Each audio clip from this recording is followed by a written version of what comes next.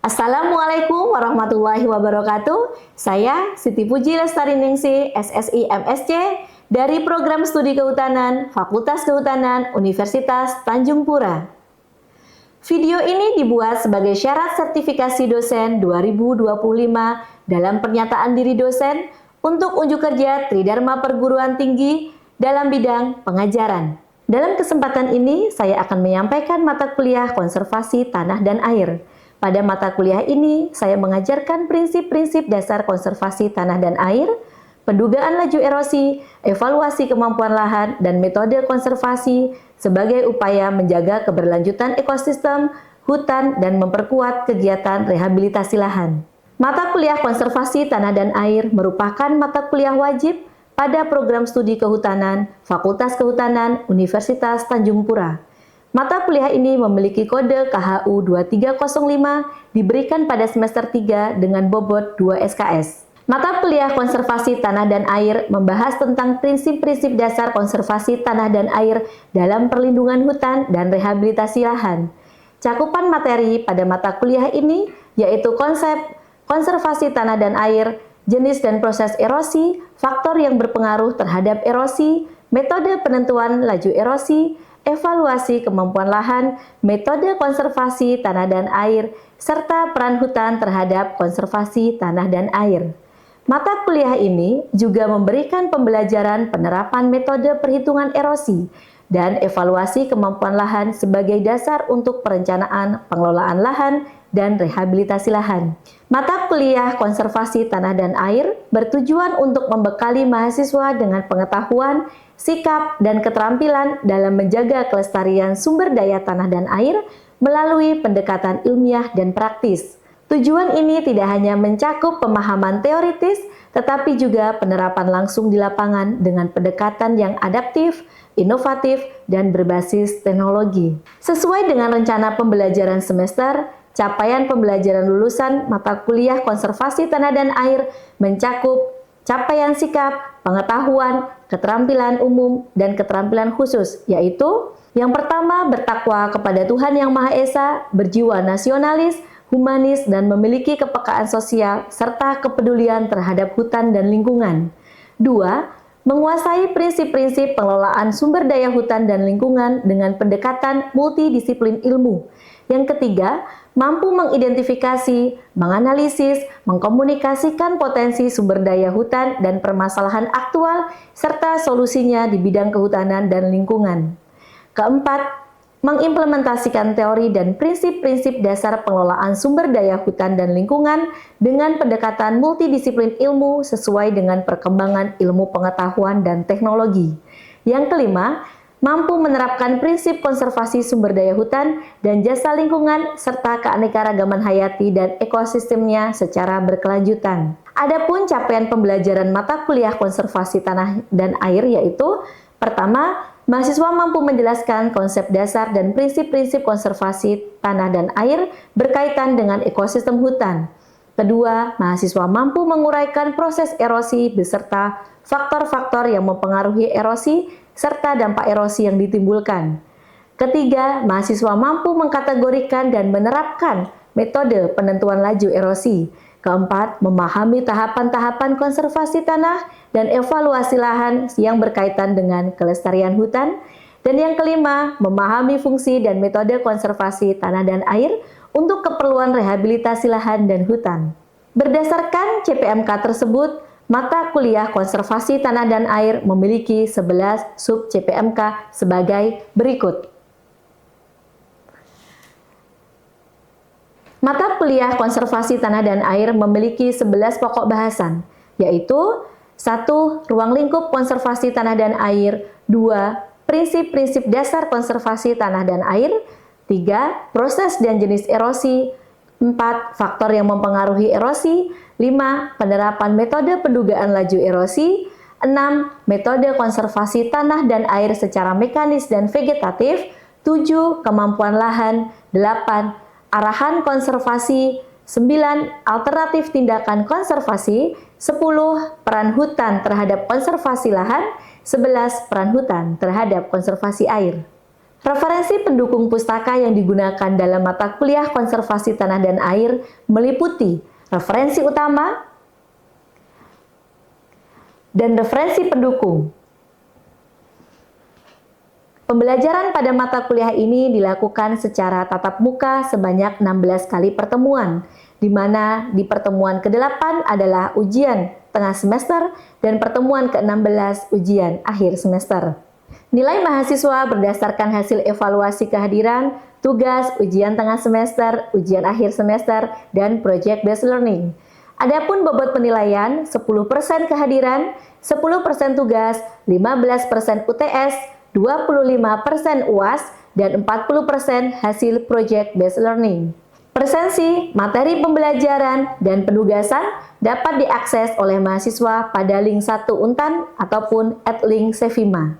Pada bidang pengajaran untuk sertifikasi dosen ini, saya akan menampilkan video pada saat pembelajaran di kelas pada mata kuliah konservasi tanah dan air pertemuan ke-10 dengan materi kemampuan lahan. Pembelajaran materi kemampuan lahan bertujuan untuk mencapai capaian pembelajaran ketiga dan keempat, CPMK keempat, dan sub CPMK ketujuh. Tujuan dari pembelajaran ini untuk memberikan pengetahuan tentang konsep kemampuan lahan, pendekatan yang digunakan, parameter untuk menentukan kemampuan lahan. Selain itu, memberikan keterampilan dalam penerapan metode penentuan klasifikasi kemampuan lahan, serta analisis metode konservasi yang dapat diterapkan berdasarkan kelas kemampuan lahan dan faktor pembatasnya.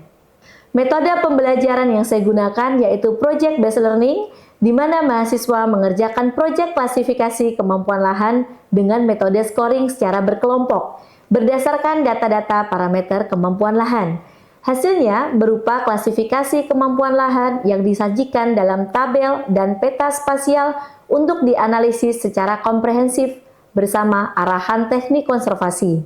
Penilaian berdasarkan keaktifan atau partisipasi dalam diskusi dan tanya jawab, kemampuan menghitung kelas kemampuan lahan, menampilkan data terkait klasifikasi kemampuan lahan, kemampuan analisis, dan kemampuan dalam melakukan presentasi. Berikut video pembelajaran mata kuliah konservasi tanah dan air dengan materi kemampuan lahan. Baiklah, kita ketemu lagi ya teman-teman semuanya setelah 1 minggu ya kita nggak ketemu. Sebelumnya, Assalamualaikum warahmatullahi wabarakatuh. Waalaikumsalam warahmatullahi wabarakatuh. Sehat ya? Ada yang nggak sehat? Alhamdulillah sehat. Dan supaya berkah hari ini apa yang kita laksanakan, marilah kita berdoa, dan berdoa menurut keyakinan masing-masing dipersilahkan. Ya, terima kasih teman-teman semuanya. Masih ingat lah ya mata kuliahnya? Konservasi tanah dan air. Berarti kita nggak salah masuk kelas. Baik, sebelum kita mulai acara atau materi pada hari ini, saya ingin mengulas sedikit materi kita yang sudah disampaikan minggu lalu. Nah, kira-kira masih ada yang ingat nggak materi kita minggu lalu apa? Masih apa? Coba. Oke, metode konservasi secara vegetatif. Berasal dari kata vegetasi. Apa yang dimaksud dengan metode konservasi vegetatif? Saya, Bu. Baik, Angel, silahkan. Konservasi tanah secara vegetatif itu yaitu adalah metode yang mengandalkan pendekatan penanaman dan perbaikan sifat tanah, Bu. Baik, tepat sekali ya Angel, terima kasih. Ada 2 kata kunci, yaitu menggunakan pendekatan penanaman dan juga perbaikan sifat tanah. Oke, sudah paham ya? Jadi metode ini menggunakan 2 pendekatan ini, penanaman dan juga perbaikan sifat tanah. Oke, karena masih ingat, kita akan masuk ke materi selanjutnya. Nah, materi ini kita akan bicara tentang evaluasi kemampuan lahan. Ya, lanjutan dari vegetatif. Kalau sudah tahu metode seperti apa yang harus dilakukan untuk konservasi tanah dan air, selanjutnya kita akan menilai atau kita akan menjadi penilai ya dari kemampuan lahan. Lahan di suatu wilayah itu mampu digunakan untuk apa? Itu intinya. Oke. Nah, sebelumnya kita akan cek dulu apa sih CPMK-nya, apa CPL-nya dari mata kuliah ini. Dari pertemuan ini, teman-teman diharapkan mampu mengidentifikasi, menganalisis, mengkomunikasikan potensi sumber daya hutan dan juga permasalahan aktual serta bisa mencari solusi dari permasalahan tersebut di bidang kehutanan dan juga lingkungan. Oke, capaian pembelajaran yang kedua, teman-teman diharapkan mampu mengimplementasikan teori dan prinsip-prinsip dari dasar pengelolaan sumber daya hutan dan lingkungan dengan multidisiplin ilmu, ya, dengan beberapa pendekatan ilmu. Nah, apa CPMK-nya? Kita mengacu pada CPMK yang keempat, yaitu memahami tahapan-tahapan konservasi tanah dan juga evaluasi lahan yang berkaitan dengan kelestarian hutan. Nah, tujuan dari sub CPMK, tujuan hari ini, perkuliahan hari ini apa? Yaitu mampu menjelaskan dan menentukan kelas kemampuan lahan berdasarkan parameter penyusunnya. Oke ya? Paham ya? Bisa menentukan kelas kemampuan lahan. Oke. Nah, referensi yang digunakan, kita beberapa masih sama ya, andalan kita. Referensinya adalah menggunakan buku dari si Tanala Arsyad. Buku ini adalah untuk konservasi tanah dan air dari pertemuan 1 sampai 14. Dan di sini saya juga akan menggunakan referensi dari buku yang saya tulis. Jadi judulnya Ilmu Tanah. Ini adalah buku yang di dalamnya saya menulis tentang konservasi tanah dan air. Ini bisa digunakan sebagai referensi kita. Ya, teman-teman. Nah, kita masuk sudah ke konsep kemampuan lahan. Apa itu kemampuan lahan? Ini ada beberapa ahli atau pedoman yang mengidentifikasi apa itu kemampuan lahan. Menurut Undang-Undang Nomor 37 Tahun 2014 tentang konservasi tanah dan air, kemampuan lahan adalah kemampuan sebidang lahan untuk apa? Mendukung secara berkelanjutan lahan, ya, tanpa menyebabkan kerusakan yang permanen, dan ini memperhatikan beberapa karakteristik tanah, topografi, air, dan juga batuan penyusun iklim. Nah, di kuliah kali ini kita akan melakukan penentuan klasifikasi lahan. Nanti ya, kita akan melakukan klasifikasi lahan berdasarkan salah satu metodenya. Tapi sebelum ke sana, kita perlu tahu dulu, sebetulnya kelas kemampuan lahan itu ada berapa? Apa saja sih kelas kemampuan lahan? Kelas kemampuan lahan itu dibedakan menjadi 8 kelas. Kelas 1 sampai kelas 8. Semakin tinggi kelasnya, maka kelas lahan tersebut semakin buruk atau potensinya semakin kecil. Nah, kalau kelas 1 justru inilah kemampuan lahan yang paling bagus. Kalau kelas 1, Dek, lahan itu bisa untuk apapun ya. Jadi bisa untuk cagar alam, bisa untuk hutan, bisa untuk peternakan ataupun pertanian. Sebaliknya, dia semakin ke bawah, semakin besar kelasnya, maka kemampuannya semakin rendah. Nah, parameter yang digunakan untuk mengukur kemampuan lahan ini ada 10, teman-teman semuanya. Ada lereng, kepekaan erosi, tingkat erosi, kedalaman tanah, tekstur tanah, permeabilitas, drainase, singkapan batuan atau kerikil, ancaman banjir, dan juga salinitas. Bedanya kepekaan erosi dengan tingkat erosi itu beda ya, tidak sama. Kalau kepekaan erosi, dia menilai lahan itu rentan terhadap erosi atau tidak, mudah terjadi erosi atau tidak.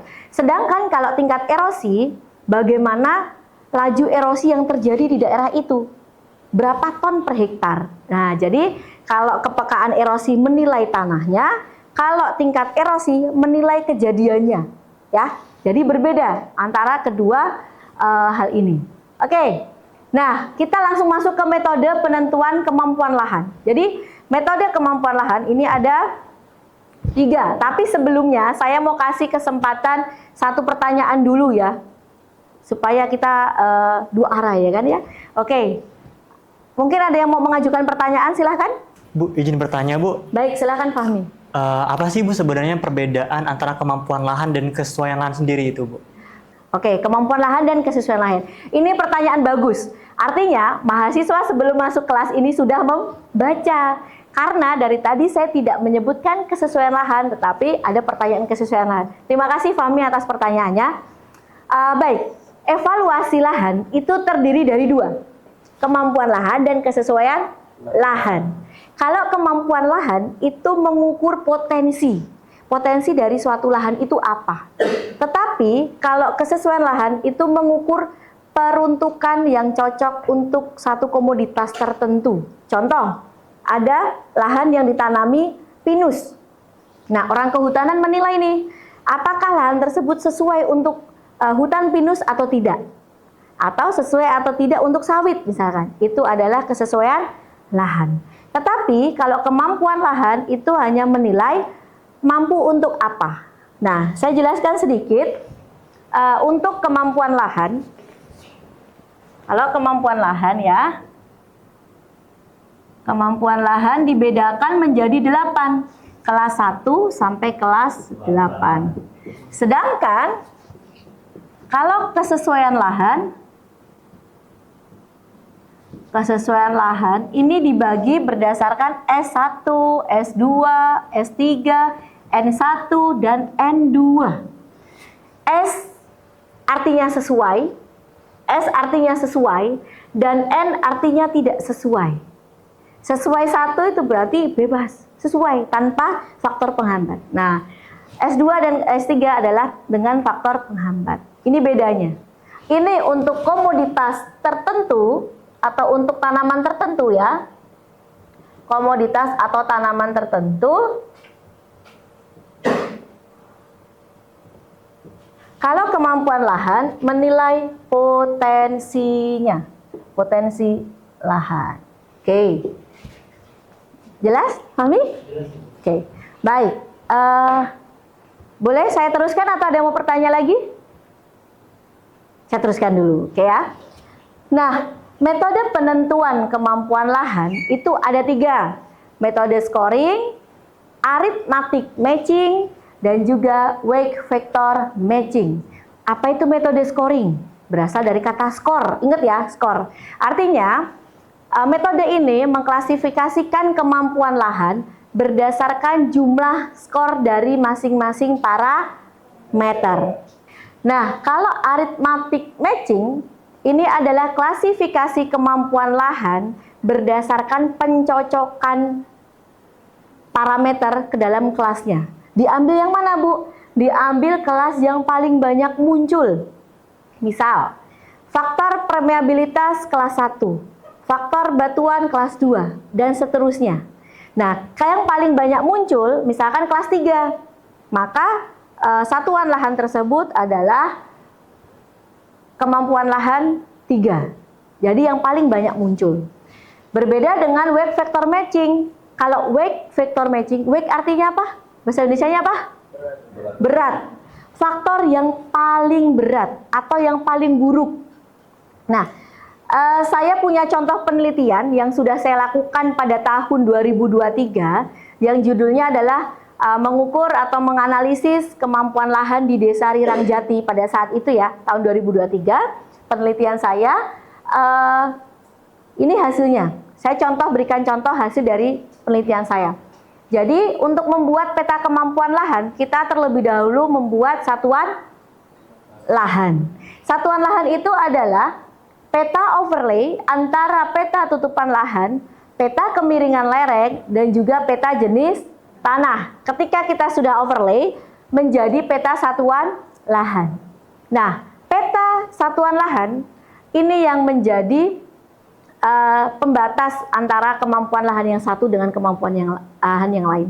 Kalau tadi saya punya karyawan 10, nah berarti ini satuan lahan 10. Nah, itu sama dengan analogika seperti karyawan tadi ya. Nah, hasil penelitian saya menemukan ya, di Desa Rirangjati ini terdapat 13 satuan lahan, di mana ada kelas yang sama, ada kelas yang berbeda. Kalau teman-teman perhatikan ini ya, kelas pada satuan lahan kedua, ini kelasnya adalah kelas 3 dengan faktor pembatas kedalaman efektif dan permeabilitas. Nah, ada yang sama, ada yang berbeda. Kemudian muncul pertanyaan, Ibu, KE, P, dan lain itu apa? Nah, saya jelaskan. Kemampuan lahan, kode kemampuan lahan, itu bukan sekedar angka saja. Bukan 1, 2, 3 ya. Kita tulis angkanya. Kemudian, kita cari faktor pembatasnya apa. Faktor pembatas dipilih dari yang mana, Bu? Dari yang faktor terburuk atau terjelek. Semisal saya punya kelas lereng itu yang paling jelek. Maka ditulis di sini adalah L. Seandainya parameter yang jelek itu lebih dari 1, kalian tuliskan juga. Misalkan lereng dan permeabilitas, ditulis L, P. Nah, misal kelas 4, faktor pembatasnya adalah kedalaman efektif, maka kita tulis kedalaman efektif. Bu, nggak cuma kedalaman efektif, ada lagi permeabilitas, kita tulis P. Bu, ada lagi misalkan tekstur, nah kita tulis T, tulis semuanya. Itu. Jadi ada angka, ada kelasnya, dan ada faktor pembatas. Oke, sudah mengerti? Ini contohnya.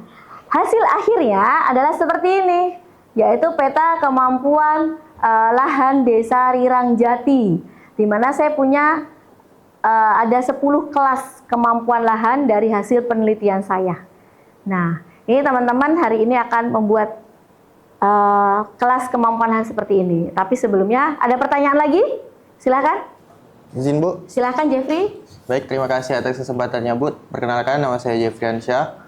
Jadi saya ingin bertanya, Bu, kapan sih kita melakukan penilaian kemampuan lahan dan kapan kita melakukan penilaian kesesuaian lahan? Terima kasih. Oke, baik ya. Bagus pertanyaannya. Melanjutkan pertanyaannya dari Fahmi. Kalau tadi Fahmi bertanya, apa itu kemampuan lahan, bedanya dengan kesesuaian lahan? Maka ini tanya, kapan kita menggunakan kemampuan lahan, kapan kita menggunakan kesesuaian lahan? Nah, kemampuan lahan itu digunakan ketika kita melakukan perencanaan wilayah. Jadi sebelum mengelola lahan, itu dilakukan dulu kemampuan lahan. Jadi, misalkan ada sebidang lahan, ya, punya UPT KPH, ya, yang akan menjadi perhutanan sosial, misalkan, akan dikelola oleh masyarakat. Masyarakat bingung, lahan ini cocok dikelola untuk apa? Maka kita melakukan evaluasi kemampuan lahan untuk membuat petanya. Oh, sebelah timur dipakai untuk budidaya. Kalau yang sebelah barat untuk konservasi. Seperti itu. Jadi ketika kita akan melakukan perencanaan wilayah.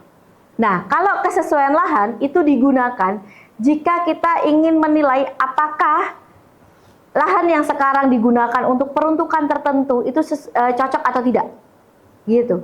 Contoh, misalkan tanaman meranti, pohon meranti di tanah ini kenapa tidak pertumbuhannya lambat dibandingkan meranti yang ada di daerah lain?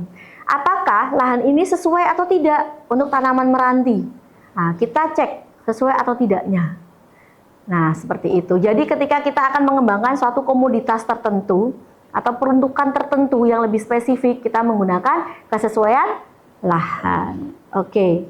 Baik teman-teman, tadi sudah saya jelaskan ya, materi tentang kemampuan lahan, pendekatan yang digunakan, parameternya apa, termasuk metode yang digunakan untuk penentuan kelas kemampuan lahan. Nah, ini contoh juga hasil penelitian saya sudah saya sampaikan. Maka tugas kelompok pada hari ini adalah melakukan penentuan kelas kemampuan lahan. Baik, berikut data dari masing-masing kelompok ya. Jadi silahkan masing-masing kelompok mengisi skor dan juga total nilai dari kemampuan lahan. Kemudian ditentukan kelas kemampuan lahan.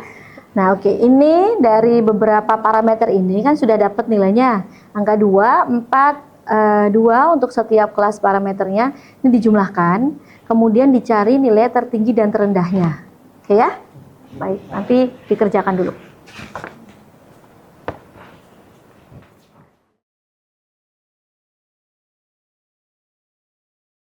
Baiklah, Assalamualaikum warahmatullahi wabarakatuh. Waalaikumsalam warahmatullahi wabarakatuh. Sebelumnya saya Fitri dari kelompok 2 akan menyampaikan hasil diskusi kami, yaitu mengenai kelas kemampuan lahan yang ada di Desa Engkangin, Kabupaten Landak.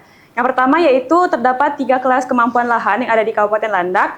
Yang pertama yaitu kelas 3, kemudian kelas 5, dan kelas 6. Selanjutnya ada beberapa faktor pembatas. Yang pertama di kelas 3, yaitu tekstur tanahnya liat berat, kemudian kejenuhan airnya sedang. Lalu untuk kelas 5, drainase yang sangat buruk, kemudian genangan air musiman, dan muka air tanah yang tinggi. Lalu pada kelas 6, terdapat lahan gambut dalam, yaitu lebih besar daripada 3 meter. Selanjutnya, sangat rawan terbakar saat kemarau. Lalu ada beberapa metode konservasi yang kami sarankan. Yang pertama, pada kelas 3, yaitu perlu dilakukan pengelolaan tanah minimum, kemudian penambahan bahan organik. Lalu pada kelas 5, kami sarankan dilakukan pembuatan saluran drainase dangkal, kemudian budidaya tanaman rawa yang adaptif. Kemudian pada kelas 6, perlu dilakukan pengelolaan muka air tanah atau sekat kanal, lalu rehabilitasi dan konservasi gambut. Selanjutnya yang terakhir yaitu dilakukan pengendalian kebakaran berbasis komunitas. Sekian dari kelompok 2, kami ucapkan terima kasih. Baiklah, terima kasih kepada kelompok 1, kelompok 2, kelompok 3, dan 4 yang sudah bekerja sama dengan baik untuk melakukan klasifikasi kemampuan lahan. Jadi dari pertemuan ini kita bisa simpulkan beberapa hal.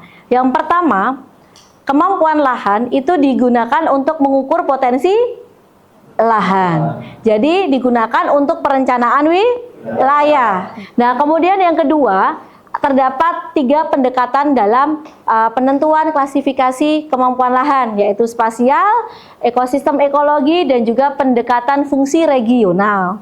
Untuk metode, ada 3 metode yang bisa digunakan untuk klasifikasi kemampuan lahan. Yang pertama adalah metode scoring, kedua adalah metode arithmetic matching, yang ketiga adalah metode weight vector matching. Oke, kelas kemampuan lahan ada berapa?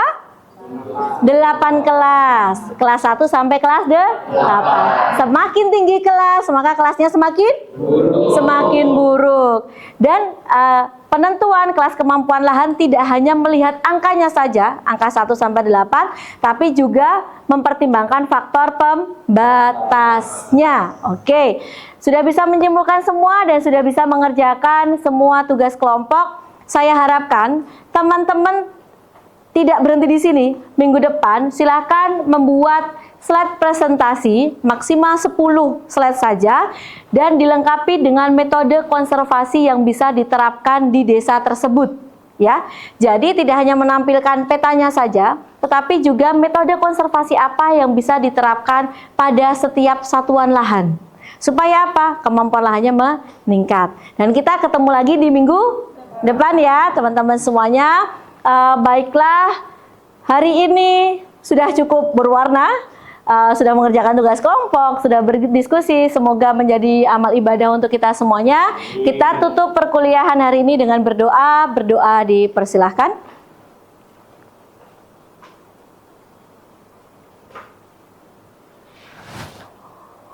Terima kasih teman-teman. Lahan adalah fungsi kehidupan dan penghidupan. Menjaganya, melindungi, dan mengelolanya adalah sebuah bentuk warisan kita untuk anak cucu keturunan. Terima kasih semuanya, mengumpulkan seresah di atas nampan. Kalau ada salah mohon dimaafkan. Wassalamualaikum warahmatullahi wabarakatuh. Waalaikumsalam.